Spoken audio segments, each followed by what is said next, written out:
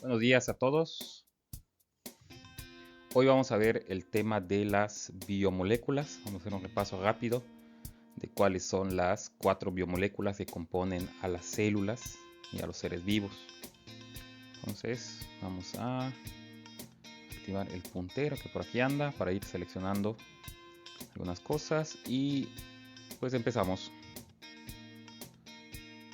Entonces, biomoléculas, hay que empezar a saber que pues, las biomoléculas son moléculas orgánicas que pues obviamente componen a los seres vivos, y todo lo orgánico pues está compuesto de cadenas centrales de carbonos e hidrógenos. Todo el tema este de química orgánica, ¿no? Y tenemos moléculas inorgánicas como el dióxido de carbono, que hay carbono y oxígeno, pero no hay hidrógeno.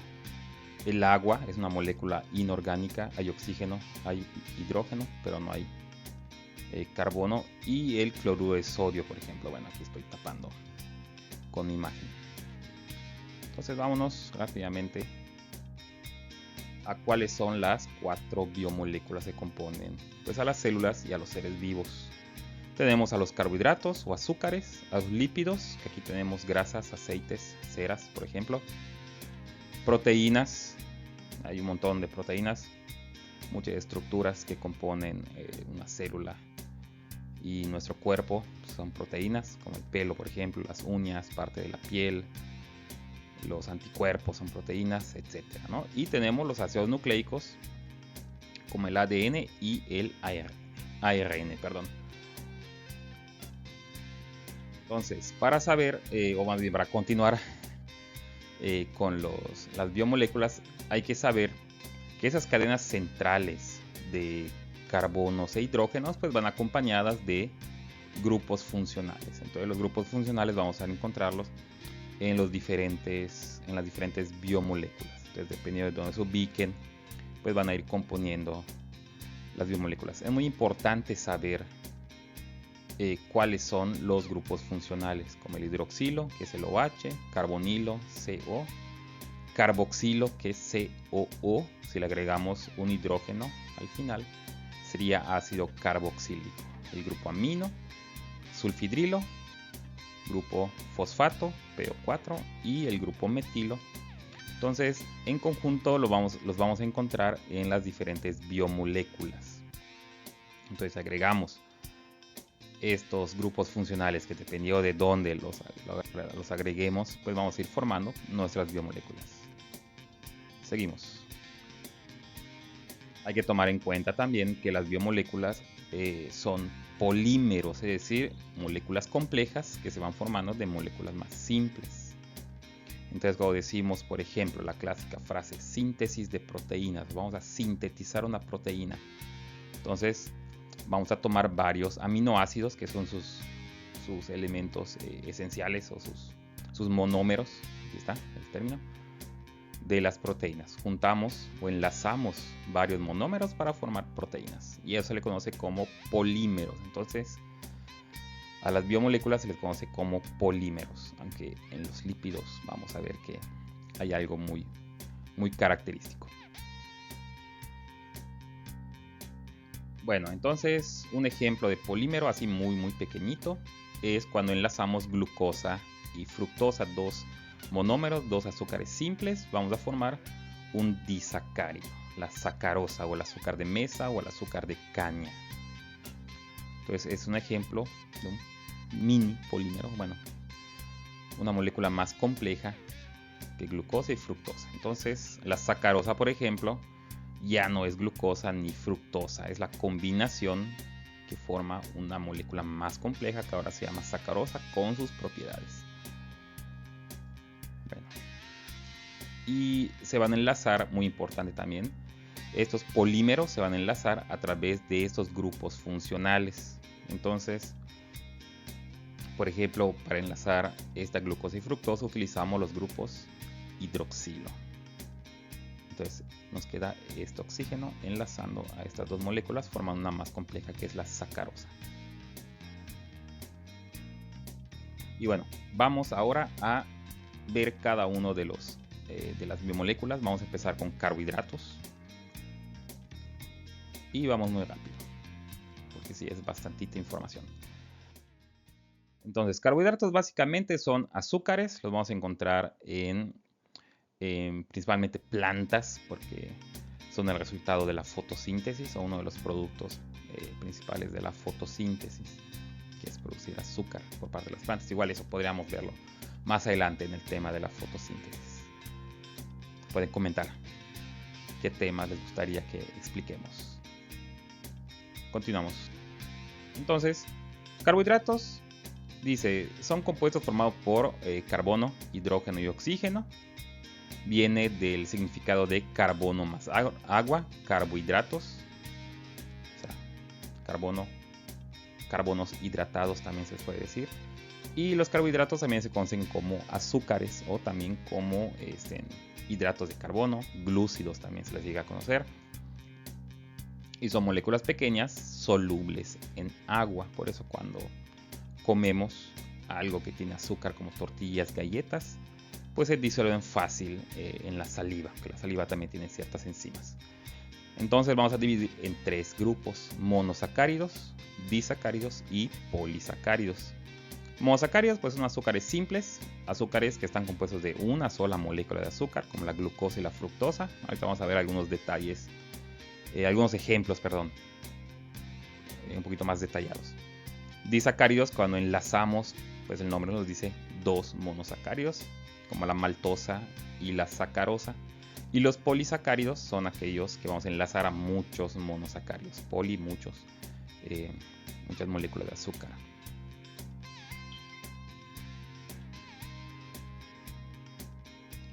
Y bueno, entonces tenemos aquí a la glucosa, que es el monosacárido más común en los seres vivos. ¿Por qué? Porque es el azúcar que producen las plantas a través de la fotosíntesis, uno de los productos principales de la fotosíntesis. Entonces la fórmula es C6H12O6, muy importante conocer esta fórmula. Quiere decir que tiene 6 carbonos, 1, 2, 3, 4, 5, 6, 12 hidrógenos, bueno, por aquí andan, y 6 oxígenos, lo que tenemos aquí en color rojo, ¿no? Entonces es la molécula pues más común de los seres vivos y de ella se derivan otros azúcares, ¿no?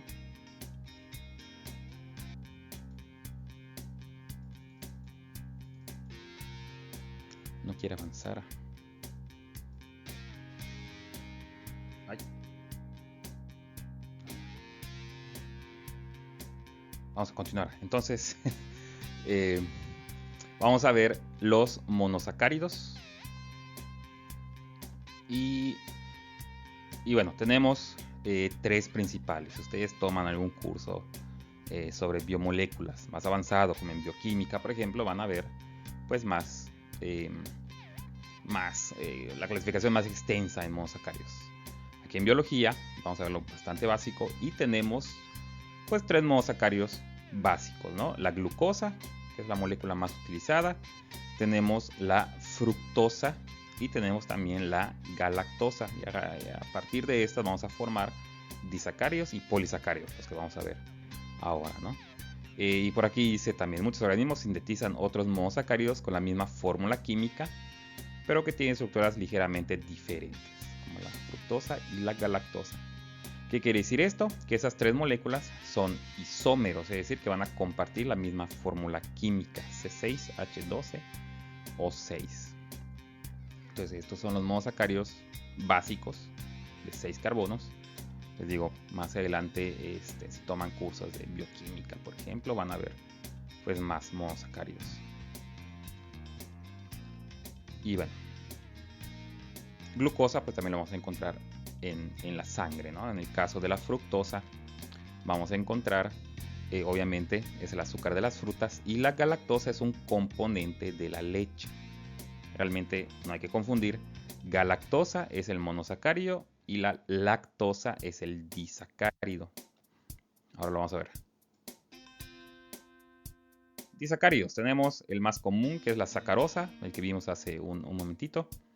Entonces es la unión entre glucosa y fructosa. Tenemos el azúcar de caña, azúcar de mesa, el azúcar que consumimos normalmente en casa, que es el disacárido más común, ¿no? resultado de enlazar glucosa más fructosa y forma el disacárido sacarosa. Entonces, es el resultado, les decía, de enlazar dos azúcares, en este caso a través de grupos funcionales, grupos hidroxilos, donde aquí nos está diciendo que tenemos un proceso que se llama síntesis por deshidratación. Acuérdense, síntesis es el proceso donde formamos moléculas complejas a partir de moléculas simples. Entonces estamos sintetizando una molécula más compleja, que es la sacarosa, donde se está eliminando una molécula de agua. Por eso se llama síntesis por deshidratación. Aquí tenemos la reacción química. Y aquí tenemos una pequeña imagen, donde podemos ver los disacáridos pues, más comunes, ¿no? Tenemos la maltosa, que es el resultado de enlazar glucosa más glucosa. Lo mismo pasa con celobiosa, glucosa más glucosa. Y bueno, siempre me preguntan, pero maestro, ¿qué es eso de alfa y qué es beta? Bueno, es la posición que ocupan los grupos funcionales en las moléculas. Por ejemplo, alfa si está en la parte de abajo, beta si está en la parte de arriba. La lactosa, por ejemplo, tenemos, les decía, es el resultado de enlazar dos monosacáridos, galactosa más glucosa. Entonces, galactosa es el monosacárido, el azúcar que es el monosacárido, y la lactosa es el disacárido. Y tenemos, pues obviamente, ya lo vimos, la sacarosa, que es glucosa más fructosa. Entonces, estos son los disacáridos más comunes. Entonces, maltosa, el azúcar de malta que se utiliza para hacer cerveza, por ejemplo. La lactosa ya es el disacárido de la leche. Y la sacarosa, el azúcar de caña o azúcar de mesa, ¿no? La celobiosa, pues dice aquí que no se encuentra libre en la naturaleza. No se encuentra libre en la naturaleza, pero se puede considerar como la unidad estructural de la celulosa, o sea, del polisacárido celulosa. Continuamos a los polisacáridos. Estas son moléculas, les había comentado, de muchos monosacáridos enlazados. Entonces tenemos, por ejemplo, la celulosa, que vamos a encontrarlo en las plantas, en la pared celular de las plantas. Una cosa es pared celular y otra cosa es membrana celular. Podemos verlo más adelante también en temas de la célula. Entonces, paredes celulares están compuestos de moléculas diferentes a las membranas, ¿no? Membranas principalmente tenemos fosfolípidos, proteínas, etc. Y en el caso de las plantas, la pared celular está compuesto de celulosa. Por ejemplo, la célula de los hongos está compuesta también de una pared celular, pero va a ser de quitina. Entonces tenemos otro polisacárido que es el almidón.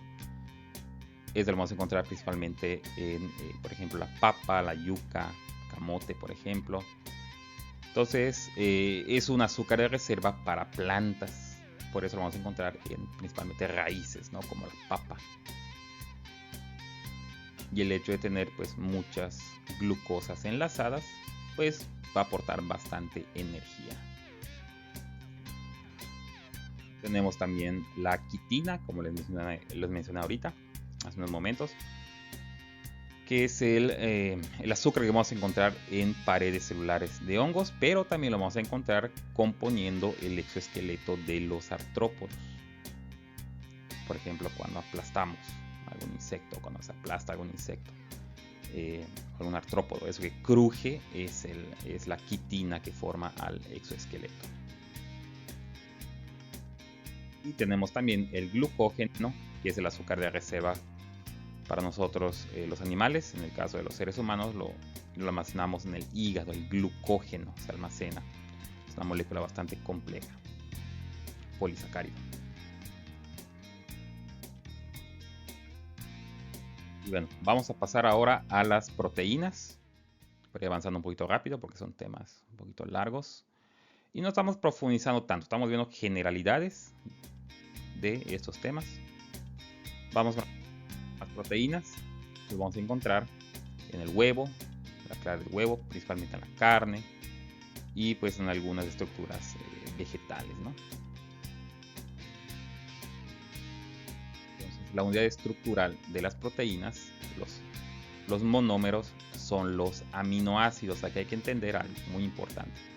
Los aminoácidos tienen su propia estructura central o general, que se compone de un carbono central, un grupo amino, un grupo ácido carboxílico, un hidrógeno y algo que se conoce como grupo variable R o radical variable. Entonces todos los aminoácidos van a tener esa estructura y este grupo R o radical variable, pues su nombre lo dice, va a ir cambiando de acuerdo a qué aminoácido nos estemos refiriendo, ¿no? Ácido glutámico tenemos este radical, ácido aspartico tenemos este radical, fenilalanina tenemos también otro, y tenemos aquí la cisteína que tiene azufre, muy importante. Siempre les digo a mis alumnos, consideren o recuerden esta cisteína, nos va a servir más adelante para la estructura de las proteínas. Entonces, proteínas, ahí está la cisteína, hay que recordar que tiene azufre. Esta imagen nos muestra un resumen, ¿no?, de lo que son las proteínas. Entonces están formados por aminoácidos. Muy importante también, hay 20 aminoácidos que vamos a encontrar formando a nuestras proteínas. Entonces las proteínas son cadenas de aminoácidos, se pueden repetir, de estos 20 diferentes. Entonces cada proteína, dependiendo de cuántos aminoácidos tenga y en qué orden están puestos, pues va a tener ciertas características. Y también vamos a encontrar tipos de enlaces que ahorita vamos a ver. Entonces podemos tener polares, no polares, básicos, alcalinos, etcétera, ¿no? Entonces vamos a ver otra por aquí. Está esta que quería llegar. Fíjense, entonces tenemos 20 aminoácidos. Lo que está en azul son los radicales que van cambiando de acuerdo a cada aminoácido. Entonces tenemos sin carga, alifáticos, cargados positivamente, negativos, los aromáticos, por ejemplo. Y también, ¿dónde vamos a encontrar proteínas? ¿En qué estructuras de las células vamos a encontrar? O estructuras de algún organismo vamos a encontrar proteínas. Tenemos estructurales, colágenos, la elastina, la queratina, por ejemplo. Las hormonas como la insulina y la oxitocina son proteínas, cadenas de ellas, de los aminoácidos. Las enzimas, muy importante en el sistema inmunológico. Las globulinas, ya me había brincado. Las enzimas, por ejemplo, son proteínas que llevan a cabo reacciones químicas. Las globulinas o los anticuerpos, ahora sí, son los que llevan a cabo tareas importantes en el sistema inmunológico. Tenemos miocina y actina que forman los músculos, por ejemplo, la hemoglobina que es parte de la sangre, la fibrina que tiene que ver con los coágulos que producen las plaquetas, etcétera, ¿no? Tenemos otro tipo de proteínas. Entonces son muy importantes, lo vamos a encontrar en gran cantidad de estructuras, realizando diferentes funciones en nuestro cuerpo, en nuestras células. Y bueno, al igual que los carbohidratos, pues las proteínas se van a formar también por síntesis, por deshidratación. Entonces tenemos aquí dos aminoácidos donde, recuerden, los grupos funcionales son los que nos van a servir para formar estos enlaces. Entonces, el ácido carboxílico de un aminoácido va a interactuar con el grupo amino del otro, se va a liberar una molécula de agua y vamos a tener entonces un péptido, que es la unión entre dos aminoácidos. Y el enlace que une a un aminoácido con otro se llama enlace peptídico. Algo muy importante también, que esto puede variar dependiendo de la fuente donde lo encuentren. Un péptido se le llama péptido a una cadena de menos de 50 aminoácidos y proteína de igual o mayor a 50 aminoácidos. Entonces puede variar un poquito dependiendo de dónde encuentren esta información. Aquí tenemos una proteína, un ejemplo. Fíjense, aquí tenemos los diferentes aminoácidos. Tenemos fenilalanina, leucina, serina, cisteína, por ejemplo.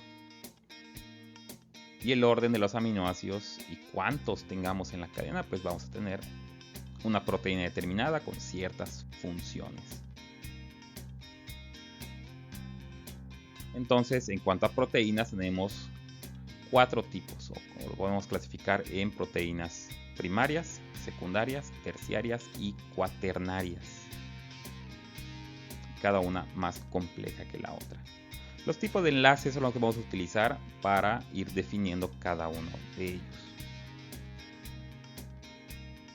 Entonces, como proteína primaria tenemos aquellas proteínas que solo son cadenas simples de aminoácidos unidos a través de enlaces peptídicos. Como por ejemplo tenemos la insulina, la hormona insulina. Por ejemplo, en estructuras secundarias son un poquito más complejas. Aquí vamos a encontrar enlaces peptídicos, pero también vamos a encontrar puentes de hidrógeno, que es otro tipo de enlace que existe entre moléculas, entre átomos y moléculas. Entonces, en estructura secundaria vamos a encontrar una subclasificación, por ejemplo la hélice alfa, una cadena de aminoácidos retorcida en forma de hélice, no es el ADN, y los enlaces de hidrógeno los vamos a encontrar cada 4 aminoácidos. Entonces aquí tenemos en estructura secundaria pues dos tipos de enlaces, los enlaces peptídicos y enlaces de hidrógeno.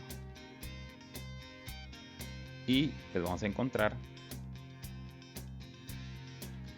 la proteína del cabello y las uñas, como la queratina, por ejemplo.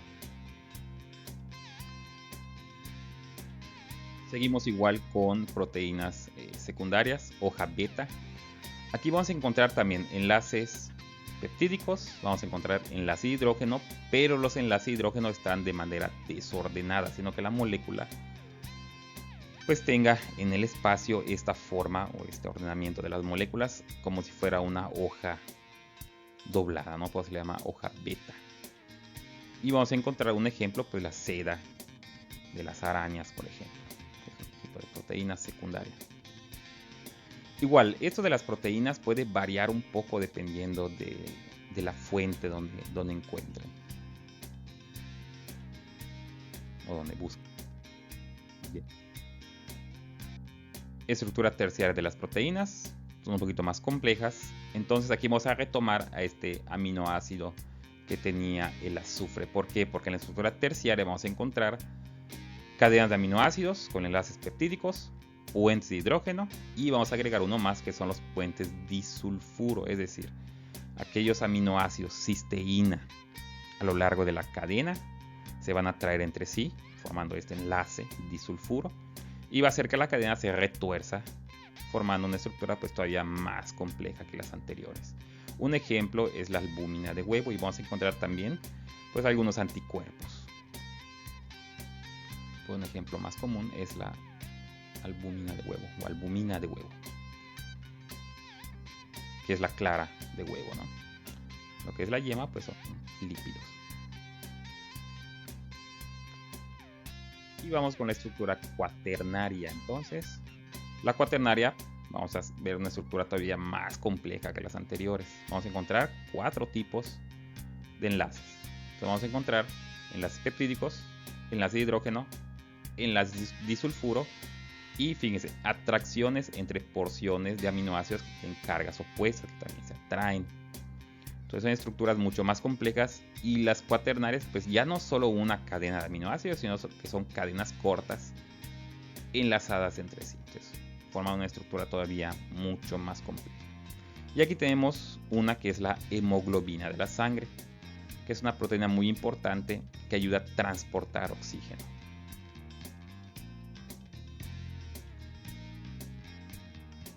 Igual, algo muy importante que suele verse en las proteínas es un concepto que se llama desnaturalización. ¿Qué es eso? Cuando los aminoácidos, las proteínas, se someten a diversas fuentes, como puede ser el calor, la radiación o cambios de pH extremo.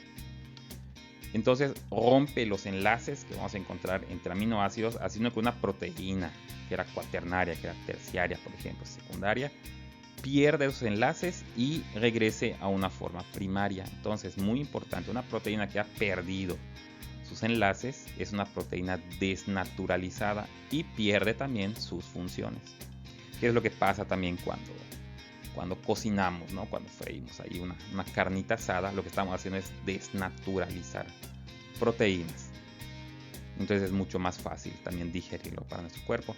Otro ejemplo también que se ve es cuando hacemos ceviche, el pescado por ejemplo, y le ponemos limón y decimos, no, se cocinó la carne con el limón. Ahí estamos desnaturalizando con el pH ácido.